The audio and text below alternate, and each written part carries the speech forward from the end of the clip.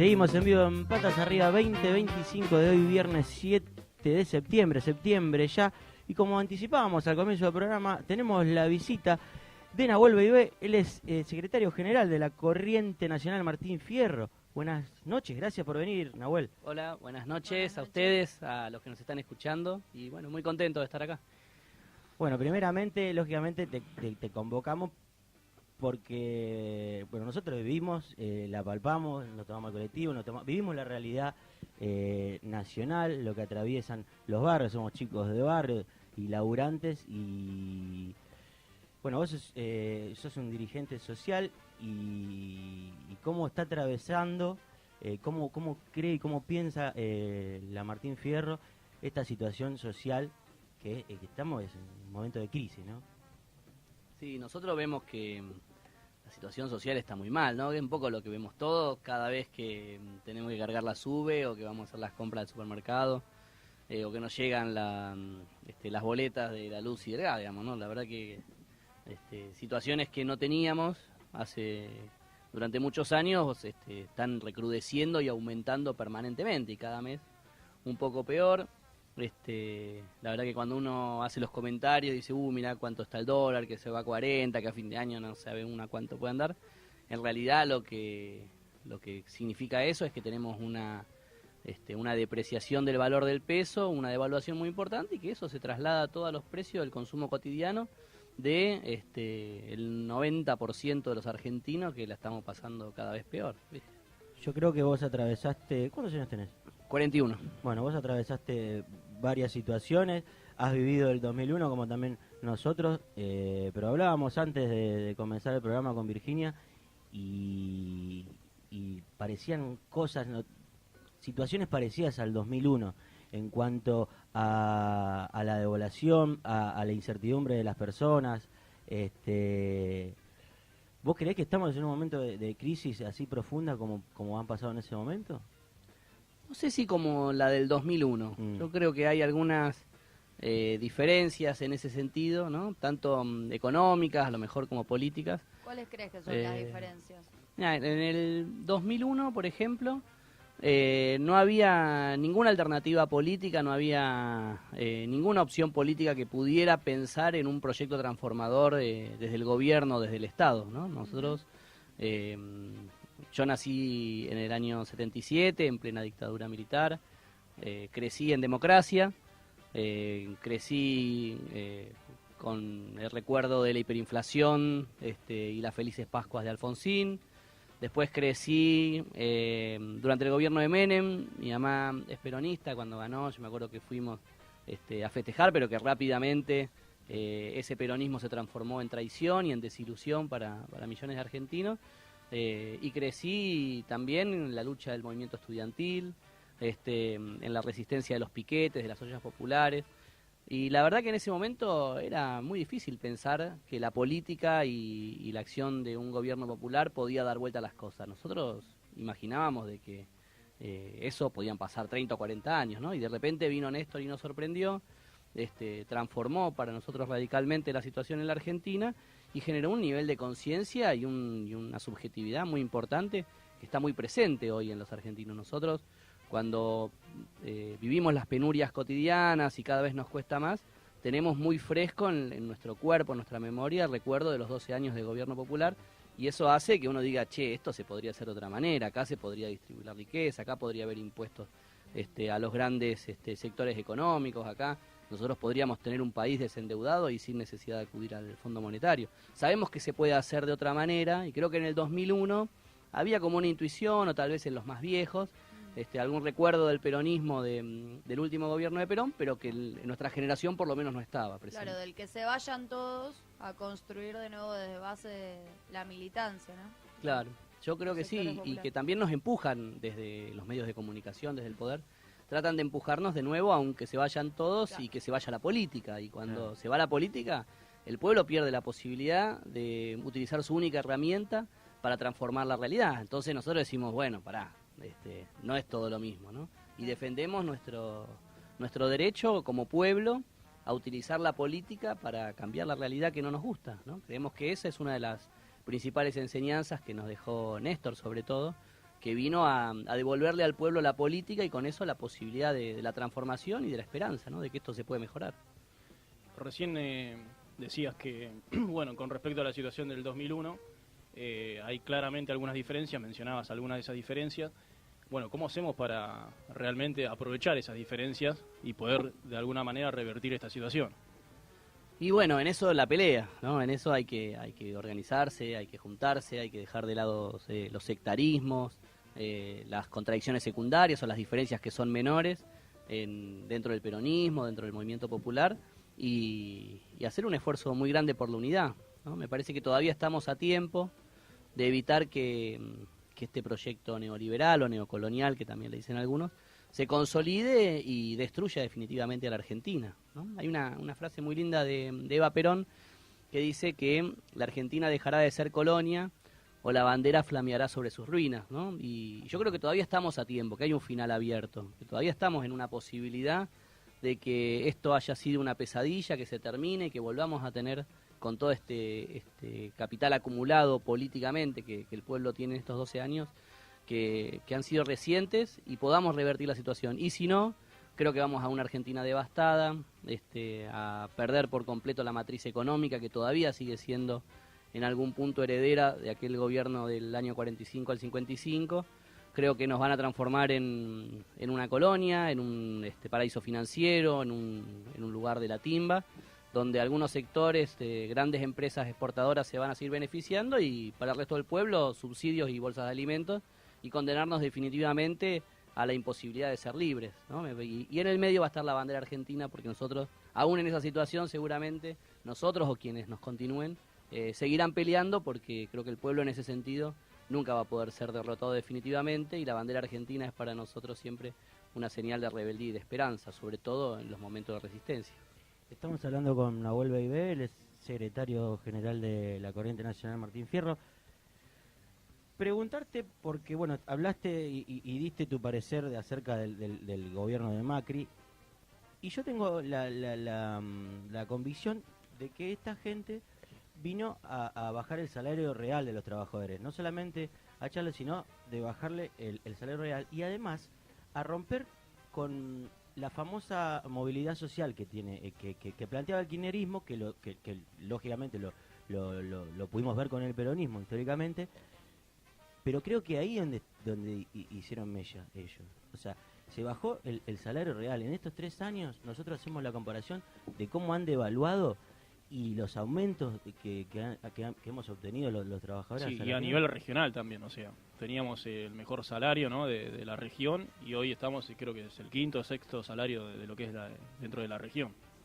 Sí, creo que los saltos que va pegando el dólar, que es la devaluación del peso y por lo tanto la caída del salario real, han sido muy abruptos, ¿no? Creo que hubo un proceso de evaluación muy importante en los primeros meses de asunción de Macri, en el verano del 2016, en diciembre, ¿se acuerdan que estuvo toda la discusión del dólar futuro? Porque el dólar casi que se duplicó en ese momento. Después hubo algún otro momento también donde el dólar pegó un salto importante, y después el que vimos ahora, que pasó de 30 a 40 en 3 días, digamos, claro, ¿no? Y esos procesos evaluatorios son transferencia de ingresos para los sectores más adinerados y por supuesto una pérdida del salario real y del poder adquisitivo, ¿no? En ese marco creo que es claramente así. Me parece que también otra de las diferencias con el 2001 es que en el año 2001 nosotros teníamos casi un 25% desocupados, un 22, 23, 24% por ciento de desocupados, y eso hacía que el trabajador no era un protagonista, un sujeto político de esos momentos. Nosotros nos organizábamos en el marco de los movimientos desocupados, sobreviviendo a lo mejor con un plan, reconstruyendo el tejido comunitario, en los piquetes, en las ollas populares, y con el corralito, bueno, todos los sectores medios que vieron confiscados sus ahorros o que sintieron, digamos, que no se estaban respetando sus derechos, también han salido, y eso fue lo que generó finalmente la caída de la Rúa, ¿no? Pero ¿qué pasaba con el movimiento obrero en ese momento? La CGT estaba completamente al margen de esas peleas. Ahí en ese momento había surgido Moyano con el MTA, que junto con la CTA planteaba de alguna manera, sobre todo la CTA, que el nuevo sujeto social estaba en los barrios, digamos, ¿no? Que desde ahí se estaba construyendo una salida y una alternativa. Me parece que hoy esa situación no es así, no es tan así por lo menos, que por supuesto que hay un movimiento territorial, las organizaciones sociales que creo que ustedes estaban hablando hace un rato, digamos, que con una capacidad de movilización muy importante, pero me parece que hay una fortaleza en el movimiento sindical, en la clase trabajadora, consecuencia también de esos 12 años de creación de empleo y de conciencia y de estructuras sindicales y de unas nuevas camadas de delegados y de sindicalistas que tienen mucho para aportar y tienen mucho para jugar, como en la Corriente Federal de Trabajadores, como la multisectorial del 21F, que están proponiendo camioneros y otros sectores más, y también como un montón de otros gremios que se encuentran en la CGT y a lo mejor no concuerdan con toda la estrategia que está tomando el triunvirato, pero que se sienten parte de una confederación de trabajadores con la fuerza que tiene en nuestro país la CGT, por ejemplo, ¿no? Yo quería plantear también la importancia de la organización social en los barrios. Yo soy un vecino de Pompeya, nací muy cerca de la Villa 1114 y la Martín Fierro tenía una gran participación en los barrios. Y siempre pongo el ejemplo de Johnny, mi amigo, que tiene 13 hermanos, ella tiene familia, todo, pero la mamá de Johnny, Ana, ella gracias a la Martín Fierro estaba organizada, se sentía respaldada, se sentía parte de un proyecto. ¿Cuál es la participación actual? ¿Cuál es el trabajo, las actividades que ustedes están realizando? Mira, la Martín Fierro tiene casi 20 años de historia, es un poquito menos, ¿no? Pero la Martín Fierro se fundó en el año 2002, sí, en ese momento. Antes de eso, que charlamos un poquito mientras escuchábamos la canción, nosotros habíamos construido el Frente Barrial 19 de diciembre, porque justamente ese 19 de diciembre del año 2001, nosotros habíamos estado en un reclamo muy grande de alimentos en el Coto de Pompeya, y se habían juntado distintos barrios, y bueno, por eso le pusimos Frente Barrial 19 de diciembre, orgullosos de que ese día y en esos días de tantos saqueos y tanta violencia generada, nosotros resolvíamos los reclamos de alimentos de manera organizada, masiva, y evitando situaciones represivas, ¿no? Entonces, ahí un poco surgió una identidad que se venía construyendo desde mediados de los 90 y sobre todo a partir del año 99 con el inicio del gobierno de la Rúa, ¿no? Y ya en ese entonces nosotros trabajábamos muy fuertemente el trabajo comunitario, las reivindicaciones, la lucha para que el Estado reconozca las injusticias y las situaciones de necesidad y las resuelva. Y también, como vos contás recién, para darle visibilidad y protagonismo a un sector social que es olvidado o que aparece en las crónicas policiales, ¿no? Como son los que viven en las villas o en los barrios más carenciados, que son noticia, como decía Galeano,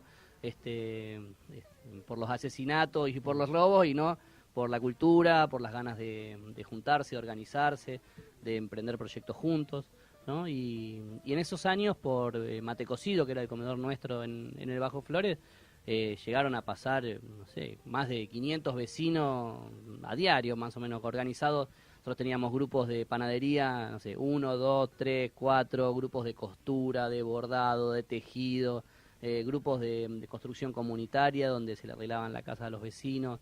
Habíamos encarado una farmacia social, hacíamos, bueno, por supuesto, comedor y merendero, los que tenían a lo mejor estudios y estaban desocupados, que en ese momento era muy común que haya personas con estudios universitarios que estuvieran desocupados, daban apoyo escolar y acompañamiento en materias del secundario.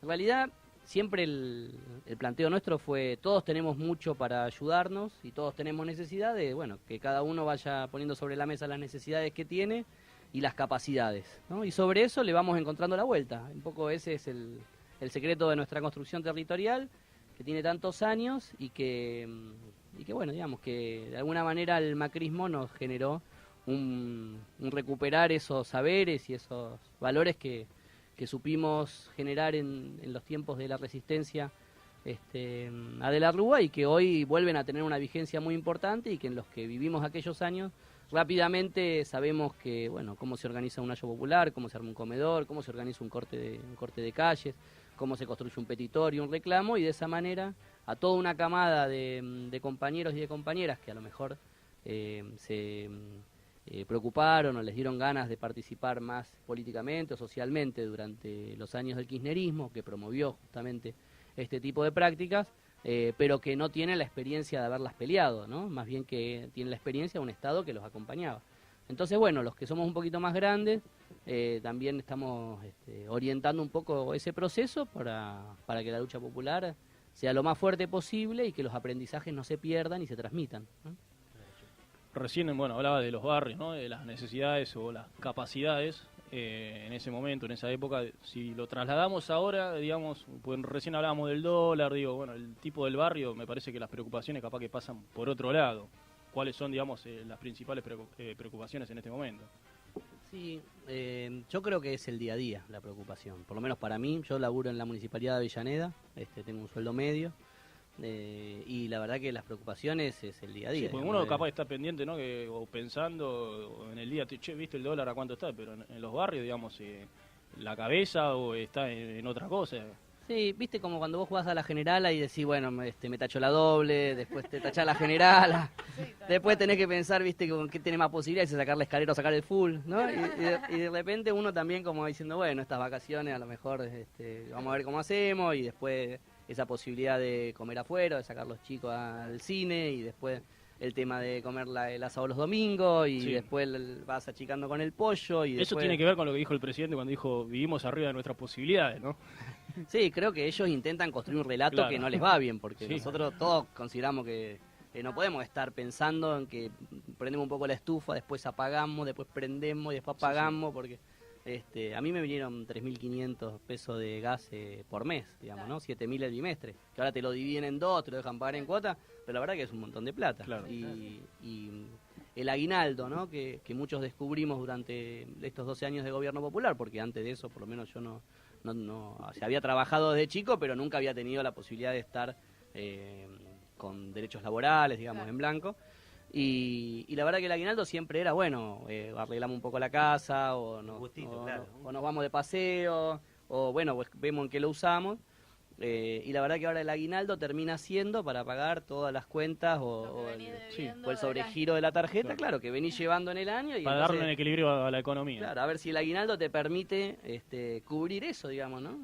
O sea, que lo que te dan por el aguinaldo se lo vuelven a llevar por otro lado, ¿no? Y entonces, y eso, digo, en mi caso, que soy empleado municipal y que tengo la posibilidad de tener un trabajo, ¿no? Los compañeros que están cobrando una jubilación mínima o que están con los planes sociales, o que se han quedado sin empleo, tener que gastar en una compra mínima que uno va al almacén o al supermercado a lo mejor para una merienda o para una cena, tener que gastar 200, 300 pesos para darle comer a los chicos, la verdad que es una situación desesperante que, como está tapada por los grandes medios y está todavía, digamos, en un proceso de movilización descendente lo que estamos atravesando, bueno, está un poco frenada, ¿no? Pero me parece que hay una bronca bárbara. Yo creo que eso está muy presente en los cantitos, en los comentarios del colectivo, en lo que uno conversa cuando hace las compras, ¿no? Me parece que hay una bronca muy fuerte contra el gobierno, todavía no termina de canalizarse, de exteriorizarse, pero bueno, las mismas encuestas dicen, ¿no? Que el gobierno permanentemente, en cada encuesta que le miden,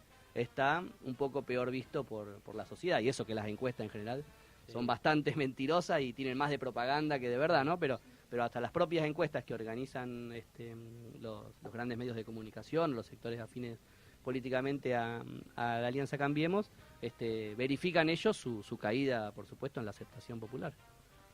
Y ahora yo pregunto, ¿no? Miraba las banderas, ¿no? Ustedes tienen como así un eslogan, una frase que dice, andate Macri, nosotros lo arreglamos. ¿Cómo lo arreglaríamos? ¿Cómo se arreglaría esto?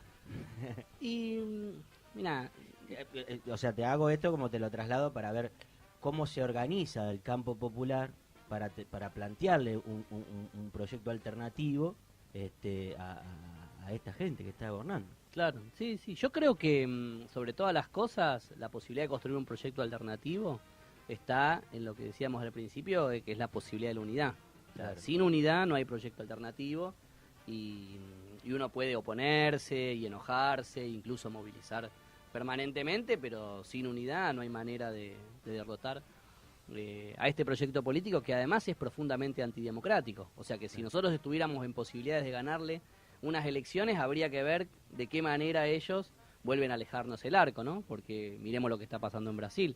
Es una estrategia regional, ¿no? Lo que le han hecho a Correa, los ataques permanentes que está sufriendo Venezuela, Bolivia. Vemos una estrategia regional de boicotear abiertamente la democracia, seguramente orientado en el marco de la guerra comercial entre Estados Unidos y China, seguramente orientado por la embajada norteamericana, y entonces vemos con preocupación que hay muchos que todavía creen que esto lo arreglamos con los votos y asunto terminado, ¿no? Nosotros en eso somos de alguna manera más consecuentes cuando decimos que este es un gobierno heredero de los bombardeos y los fusilamientos que siguieron al primer gobierno peronista, que es un gobierno que constituyó la pata civil de la dictadura, que desapareció a 30.000 compañeros. Nos parece un poco ingenuo decir, bueno, juntamos una mayoría y le ganamos las elecciones y entonces gobernamos nosotros, y ahora como si esto fuera de que tuviera reglas y fuéramos todos, digamos, una democracia noruega de alguna manera, ¿no? ¿Y dentro de esa unidad hay un límite o no? Para mí el límite es el gobierno, para mí el límite es Macri, eso pensamos nosotros, ¿no? Y pensamos que para ganarle en las urnas primero hay que derrotarlos en las calles. En eso también tenemos una enseñanza histórica que dice que para que Irigoyen pueda ganar, primero tuvo que haber una revolución del parque, que para que Perón pueda gobernar la Argentina hubo un 17 de octubre, y para que pueda regresar hubo un cordobazo, y que para que Néstor pueda revertir los 25 o 30 años de neoliberalismo que tenía encima, hubo que construir un 2001, ¿no? Entonces nos parece que nuevamente, para poder revertir esta situación, primero el pueblo tiene que derrotarlos en la calle, y después traducirlo en las urnas. Y no podemos estar pensando que si le ganamos por un punto, si sacamos el 40, si vamos al balotaje, si qué dicen esta encuesta o la otra, sino que hay que construir un frente político que nos permita sacar el 60% de los votos, el 70% de los votos. Nosotros tenemos que ir a ese escenario electoral, y con esa unidad y con esa cantidad de votos y ese respaldo, rápidamente construir un proceso de emergencia, de salida de este daño que nos están haciendo, que además es día tras día, o sea, cada día estamos un poquito peor y van a ser necesarias medidas más drásticas para poder revertir la situación. Eso es lo que, por eso decimos andate Macri, porque entendemos de que cada día que está en el gobierno la está haciendo un poco más difícil, y que además él mismo está diciendo que de alguna manera esta situación lo excede, los propios grupos de poder, las contradicciones que existen entre el sistema financiero, los exportadores, los industriales, están planteando a través de Clarín y de La Nación, que son sus voceros, de que este gobierno se le está terminando el tiempo, ¿no es cierto? Escucharla a Elisa Carrió diciendo quédense tranquilos que no va a haber helicóptero, o de acá nos van a sacar muertos, y escucharlo a lo mejor a Pichetto o a los gobernadores decir nosotros estamos preocupados porque Macri termine su mandato, no, eso nos recuerda el que puso dólares recibirá dólares, ¿no? Es como que todo una gran mentira disfrazada, y en realidad pensamos que desde los sectores económicos y desde ciertos sectores del poder están pensando en estos días en cómo desarrollar una transición, porque la verdad que nos espera un fin de año terrorífico en términos de económicos y sociales, ¿no? Entonces creemos que el poder ya está pensando de qué manera revertir la situación, y si esa idealización que habían construido de que Macri podía ir por la reelección después de ganar en la provincia de Buenos Aires en el año 2017, bueno, eso creo que lo tienen completamente abandonado. Macri ya es una figura que no tiene posibilidad de revertir, porque no puede revertir su programa económico. Lo de Vidal está por verse, y en ese sentido nos parece a nosotros que hay que convocar a un gobierno de unidad popular, de unidad del peronismo, que plantee medidas abiertamente contradictorias con las que se vienen tomando.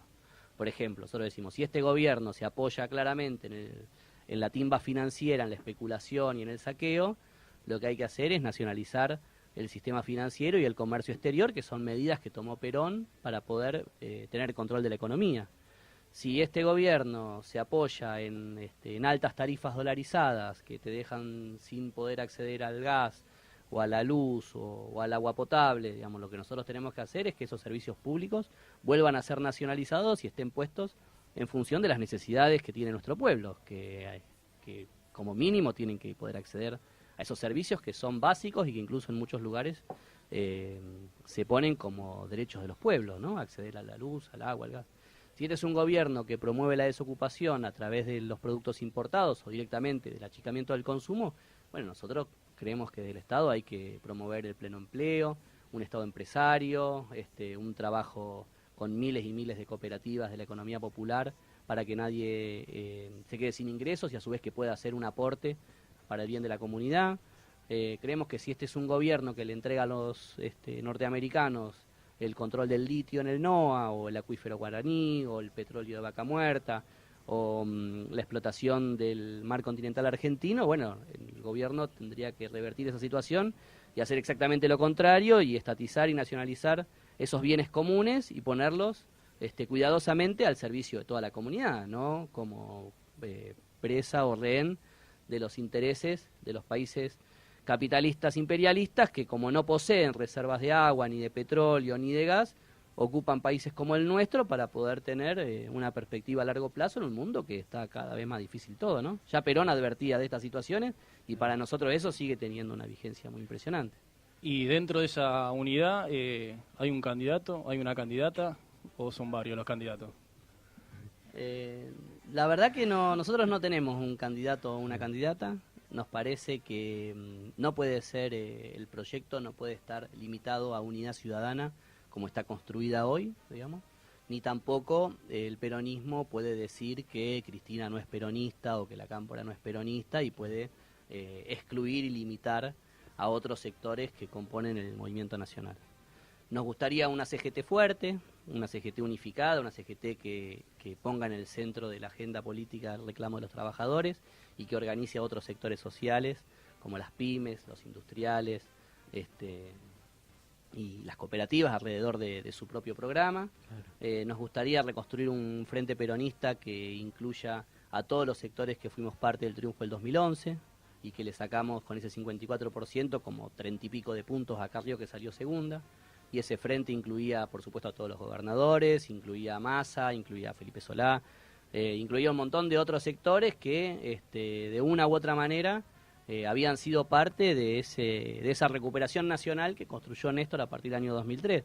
Y nosotros no nos sentimos con autoridad para decirle a nadie que no esté hoy abiertamente jugando con este gobierno, que no tiene que ser parte de un proyecto de salida. No podemos prescindir de nadie, porque si uno empieza a poner vetos y a decir con este sí, con este no, que este no es muy duro, que este negoció, que este no negoció, la verdad que pensamos que se le termina haciendo el juego al gobierno. Claro. Que quiere un escenario con una Cristina que no pueden destruir y que se mantiene alrededor de los 30, de los 30 y pico de puntos, pero a su vez limitada a poder tener alianzas con otros sectores del peronismo, y ese es el escenario ideal en el cual ha ganado el macrismo. Primero en la capital federal, en aquella elección que se dividió entre Filmus y Tellerman, un voto que podría haber estado unido, que después se repitió en el año 2015, cuando el macrismo llega al gobierno, donde nosotros dividimos votos en su momento con el masismo y que en el 2017 se volvió a repetir con esa experiencia fallida que encarnó Randazzo, que no le permitió sacar ni siquiera un concejal y nos hizo un daño terrible porque le permitió al gobierno un triunfo en la provincia de Buenos Aires que de otra manera no hubiera sido posible, ¿no? Entonces nosotros vemos que el gobierno nacional quiere un escenario con el kirchnerismo limitado de alguna manera a hacer una experiencia separada del resto del PJ, con un PJ creyendo que puede haber una renovación o que puede romper ese amor que tiene nuestro pueblo con Cristina a partir del uso de los medios de comunicación, y en el medio un gobierno nacional que vuelve a dividir el voto y vuelve a salir para adelante, ¿no? Ese es para nosotros el peor escenario posible. El candidato no lo sabemos, pensamos que este año tiene que haber muchísima lucha y de esa manera cualquiera de los candidatos que finalmente sea, que a través de las PASO o de alguna otra manera pueda expresar todas estas ideas, también va a estar condicionado por un estado de movilización alto, que es lo que nosotros pretendemos, ¿no? Bueno, yo creo que acá ha clarificado. Nahuel, te agradecemos mucho por venir a Patas Arriba. Nombraste a Galeano y bueno, Patas Arriba por el libro de Eduardo Galeano. Y bueno, te agradecemos mucho por la entrevista. Y bueno, vamos a volver a molestarlo. Vamos a volver nos quedó pendiente lo de Brasil, digamos, a nivel regional, ¿no? Quedaron algunas preguntas dando vuelta, así que será para otra oportunidad, Nahuel. Sabes que yo tengo una prima dos primas que viven en Brasil, ¿no? Mirá. ¿En qué parte? No tengo ni idea. Pero viven en Brasil, entonces tenemos... No te invitaron. No me invitaron, todavía no. Y tenemos un grupo de WhatsApp, viste, la familia, somos como 25 el grupo de WhatsApp, más o menos, y entonces, en general, nadie pone nada de política, porque como en toda la familia, sobre todo en familia extendida... No está la grieta. Está la grieta, ¿no? No todos estamos de acuerdo en lo que pensamos, ¿viste? Y yo, en general, en eso Yo soy de los que creen que no hay que pelearse con la familia cuando claramente pensamos distinto y sabemos que no tenemos nada en común en términos políticos, digamos, de cómo vemos la realidad. Y que hay que mantener los vínculos familiares, porque bueno, es así, digamos, yo por lo menos intentaría no pelearme con mi familia, con la que además siempre hemos pensado distinto y que el kirchnerismo nos acercó mucho, digamos, ¿no? En muchas cosas. Pero hay un sector de la familia que claramente está del otro lado de la grieta, ¿no?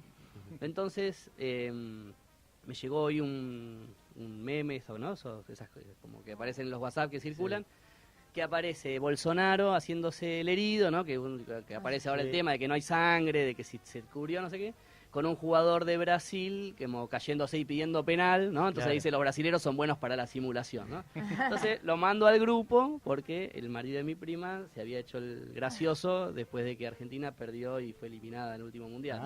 Entonces dije, bueno, se la devuelvo y le hago un doblete, ¿no? Le tiro la del jugador y le tiro también la de Bolsonaro sabiendo que podía haber vuelto. Bueno, y nos metimos en una discusión muy larga, ¿no? Que bueno, finalmente te quiero mucho, yo también, pensamos distinto, pero nos queremos, nos vemos en la próxima cena familiar, esas cosas.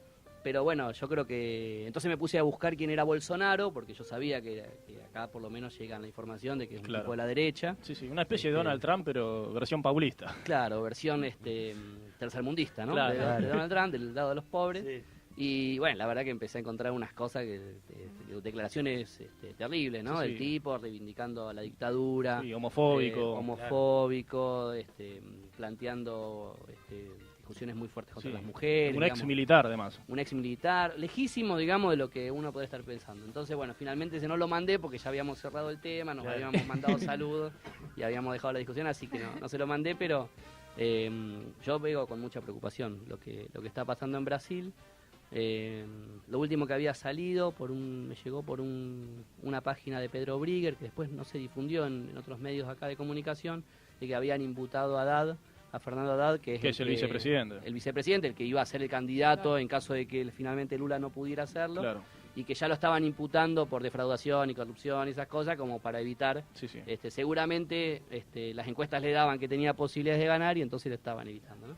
Pero bueno, creo que también nuestra generación creció creyendo en la democracia, ¿no? Me parece que nosotros somos, a diferencia de quienes nos precedieron en las luchas, que vivieron tiempos de dictadura y que las democracias eran momentos, digamos, transitorios en el devenir de la historia política argentina, nosotros crecimos en democracia, creyendo en la cuestión de las urnas, digamos, y en la construcción de mayorías, y me parece que parte de ese pensamiento, de esa ideología, se derrumba viendo lo que está sucediendo en Brasil y por supuesto también lo que está pasando en Argentina con Cristina, que es objeto de ataques solamente por una cuestión de revanchismo y también para que el pueblo trate de perder la memoria y de empezar las luchas de cero, como decía Walsh, y no darle continuidad a lo que hicimos en esos 12 años, ¿no?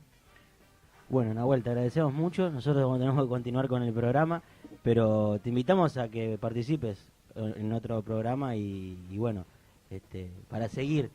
Y yo quiero saber en qué va a quedar el armado del Campo Popular. Estamos muy preocupados todos para ver dónde participamos. Bueno, muchísimas gracias. Gracias a vos. Estás escuchando Patas Arriba.